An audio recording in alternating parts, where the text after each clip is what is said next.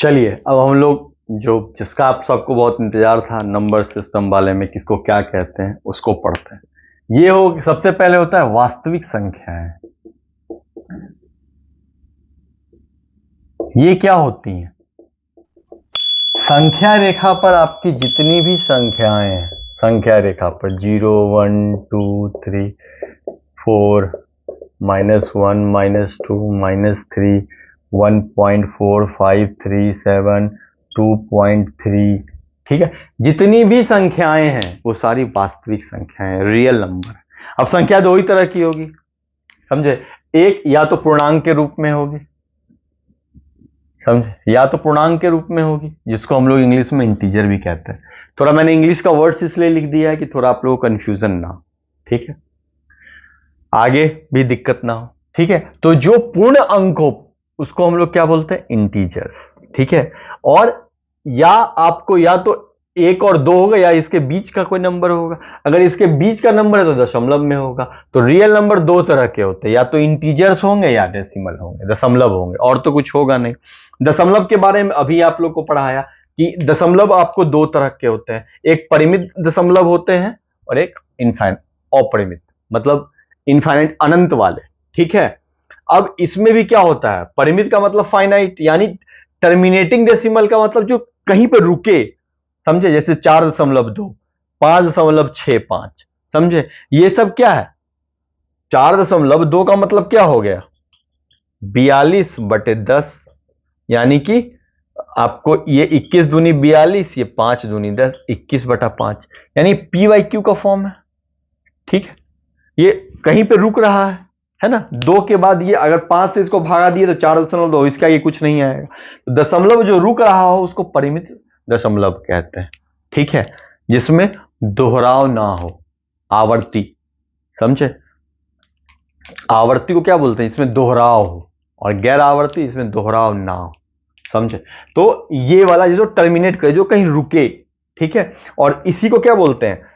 ये हो गया परिमेय संख्या है, रैशनल नंबर जो पी बाई क्यू के फॉर्म में हो। तो एक ये फाइनाइट जो रैशनल नंबर्स भी होता है, परिमेय संख्या है, अभी बताएंगे परिमेय संख्या जो पी बाई क्यू के फॉर्म में हो, जहां क्यू नॉट इक्वल टू 0, ठीक है। ये परिमेय संख्याएं होती हैं, ठीक है। तो और एक हो गया इनफाइनाइट अनंत, इसमें देख रहे हैं 0.6666666 आते जा रहा है, ठीक है। लेकिन ये भी एक परिमेय संख्या के रूप में इसलिए होता है कि मान लीजिए जैसे आपने लिखा 2/3, 2/3 का मतलब क्या होता है? 0.666666, लेकिन अगर आप इसको तोड़ते हैं तो क्या आता है? एक परिमेय संख्या आ जाती है 2/3, है ना। एक परिमेय संख्या आ जाती है जो 2/3। तो इसको क्या बोलते हैं हम लोग? इसमें भी एक परिमेय संख्या होती है अनंत वाले में। और एक √3√π जिसका रिपीटेशन ना हो, इसमें दोहराव होता है, ठीक है। इसमें क्या हो रहा है? दोहराव हो रहा है, आवर्ती है, और ये गैर आवर्ती, इसमें दोहराव नहीं होगा। √3 का क्या हो जाएगा? 1.732, ऐसे करके दोहराव कहीं नहीं आता। दोहराव नहीं आने का मतलब क्या? 1.7326543, ऐसे करके कुछ नंबर आते रहे, दोहराव ना हो, रिपीटेशन ना हो, ठीक है। तो इसको हम लोग क्या बोलते हैं? नॉन टर्मिनेटिंग, ये अपरिमेय हो जाता है संख्या, ठीक है। पी वाई क्यू के फॉर्म में जो है आपको है, लेकिन ये क्या है? इसमें दोहराव नहीं है, समझे। अब उसको देखिए, ये पी वाई क्यू का फॉर्म नहीं है, ठीक है। ये अब आपको इंटीजर्स, ये आपको क्या हो गया? डेसिमल, जो आपको जिसको मैंने अभी बहुत आपको विस्तार से डेसिमल पढ़ाया है कि डेसिमल क्या होता है, दशमलव क्या होता है, उसको वो। अब उसी तरह इंटीजर्स होते हैं, पूर्णांक, पूर्णांक। पूर्णांक क्या क्या आया आपको? पूर्णांक में आपने क्या क्या देखा? पूर्णांक में देखिए, एक निगेटिव वाला पूर्ण, एक पॉजिटिव वाला देखा आपने पूर्णांक में। पूर्णांक में ये भूल जाइए, समझे। 1 2 3 4 5, तो ये क्या है? ये पॉजिटिव है, ये निगेटिव है, और ये 0 है आपका।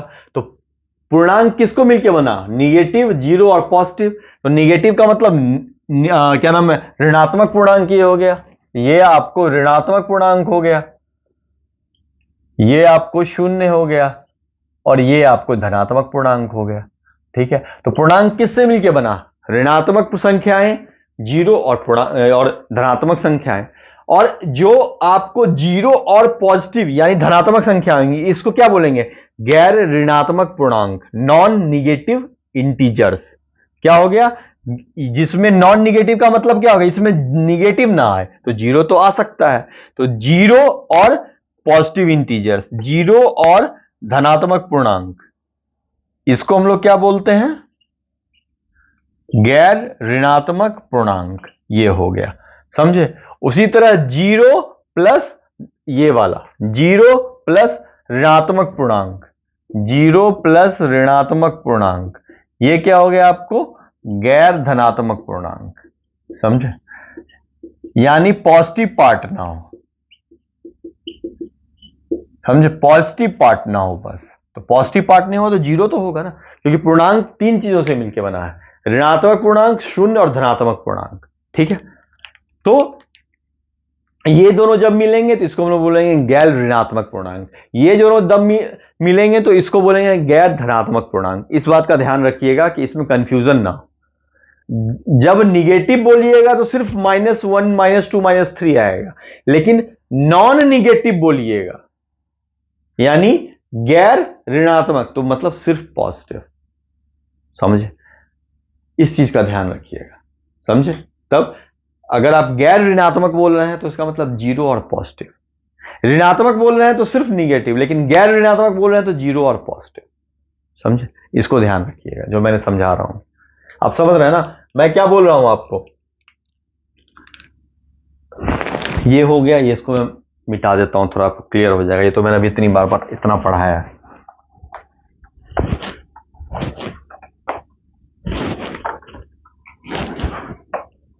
देखिए ये मैंने ड्रॉ कर दिया संख्या रेखा,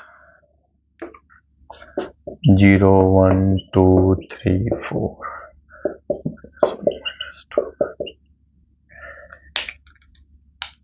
ये आपका निगेटिव हो गया, ये जीरो हो गया, ये ऋणात्मक धनात्मक हो गया, ऋणात्मक, शून्य और धनात्मक। अब अगर हम इन दोनों को मिला दें, समझे, तो ये हो जाएगा गैर ऋणात्मक, जिसमें निगेटिव नहीं काउंट होगा, समझे। और उसी तरह अगर हम इन दोनों को मिला दें, जीरो और ऋणात्मक, तो ये हो जाएगा गैर धनात्मक,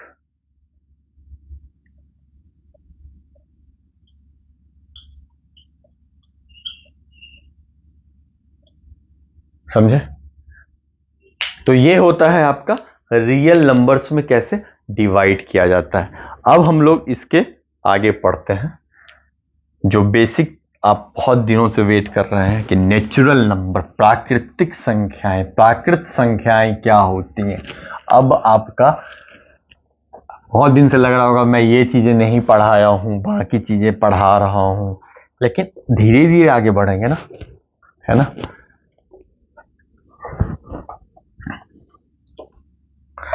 कुछ लोग पहले ये पढ़ा देते हैं, कुछ बाद में पढ़ा देते हैं, मैं थोड़ा बाद में पढ़ा रहा हूं, समझे। अब हम लोग पढ़ेंगे नेचुरल नंबर्स,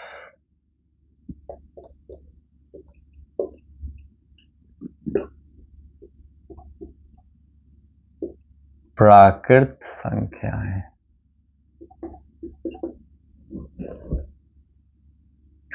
अब प्राकृत संख्याएं क्या क्या होती हैं, आप सबने सुना है कि जितनी भी संख्याएं, संख्या रेखा पर आपको 1 2, 1 से लेकर शुरू होने वाले सारे पूर्णांक, पॉजिटिव पूर्णांक जो भी हैं, उसको आप क्या बोलते हैं, प्राकृत संख्याएं। 1 से लेकर इंफिनिटी तक यही बोलते हैं। संख्या रेखा पर 1 से लेकर के इंफिनिटी तक पॉजिटिव डायरेक्शन में धनात्मक संख्याएं, इसको हम लोग नेचुरल नंबर बोलते हैं। यानी एक तरीके से क्या हो गया, यूनिटी, यानी एक।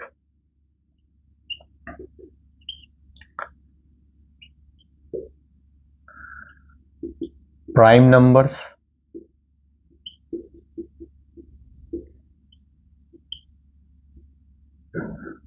ठीक है, अभाज्य संख्या है।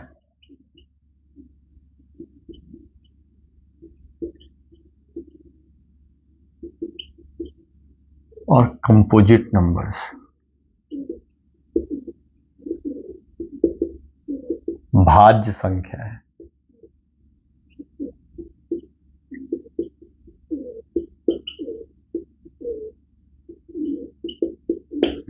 कैसे? अब आपको लगेगा कैसे?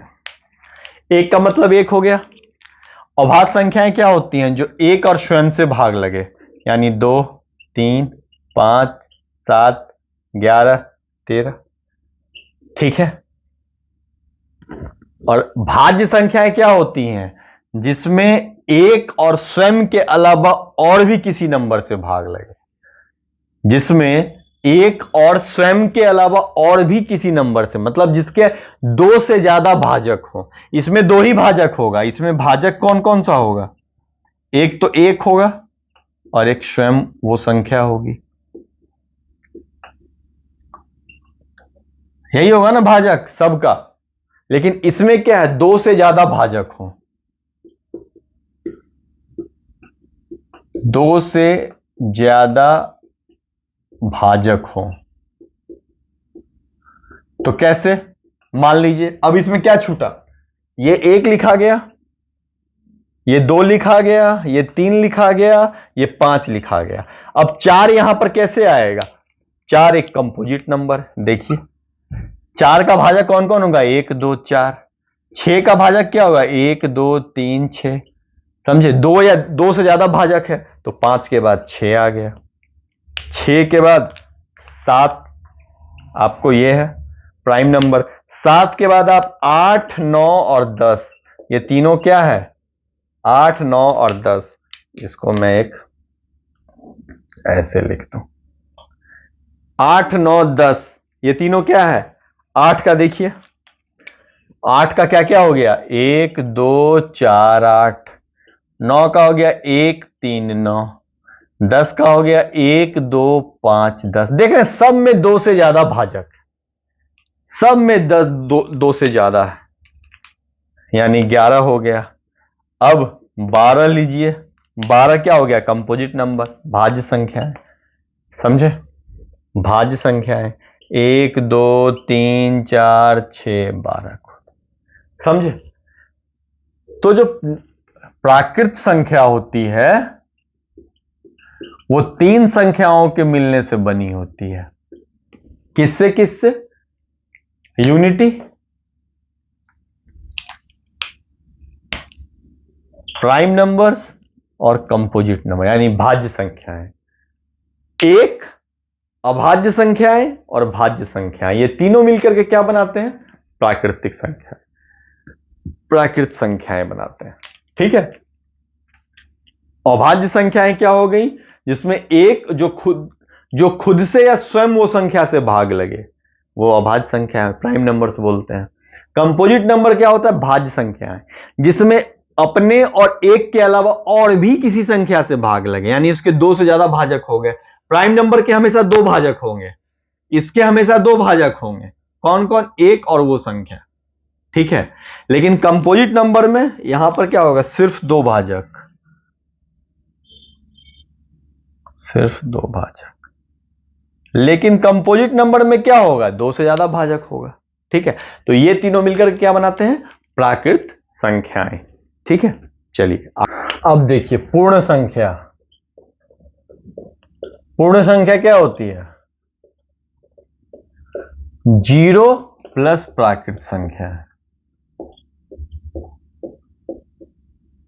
बिना जीरो आए कोई संख्या कैसे पूर्ण होगी?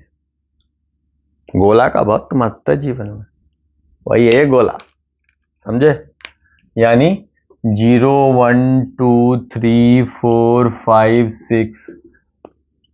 देखें एक से लेके यहां तक आपका क्या था? प्राकृत संख्याएं थी, और उसमें आपने जीरो ऐड कर दिया।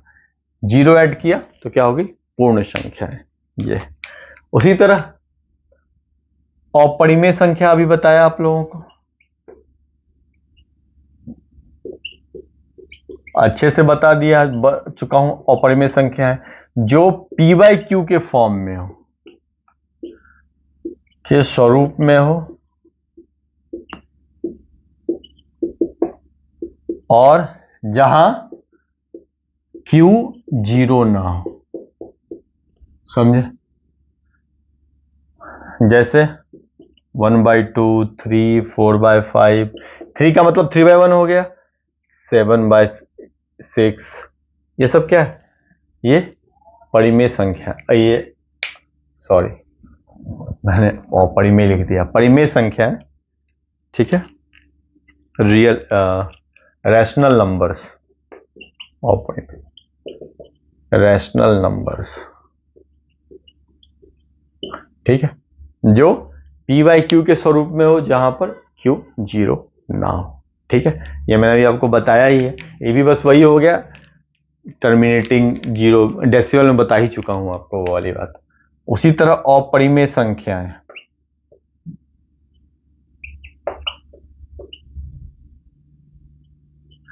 जो परिमेय ना हो, यानी जो पी वाई क्यू के स्वरूप में ना हो, क्यू के